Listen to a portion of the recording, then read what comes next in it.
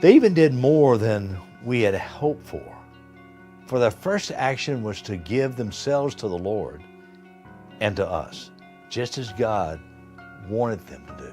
2 Corinthians chapter 8, verse 5. What generosity is not?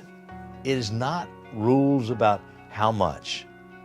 There's one law that's at work, and that's the law of sowing and reaping. Sowing sparingly will give you a sparse harvest. Sowing generously will result in an abundant harvest.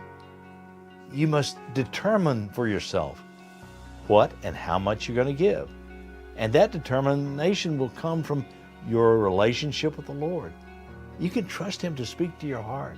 This is the first action that follows, will be guiding by the Holy Spirit and blessed by the Father. C.S. Lewis, one of my favorite authors, wrote, "I'm afraid the only safe rule is to give more than we can spare." Wow.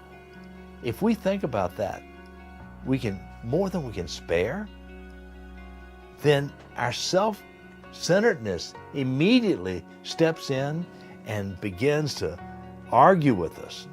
But if we will trust the Lord and defeat selfishness, then we're giving not just out of resources, but we're obeying the voice of Christ. You can't afford not to give, my friend. The words of the old hymn, "Take my life and let it be," expresses giving of ourselves to the Lord in a wonderful way. Take my life and let it be. Consecrate it, Lord, to Thee. Our time, our hands, our feet, our voice, our minds and will, our hearts and our money. Take my love, my Lord. I pour at Thy feet its treasure store. Take myself, and I will ever only be all for Thee, ever only all for Thee. When this becomes our prayer, generosity pours out of us into a world that desperately needs to know Christ. That's my prayer for you.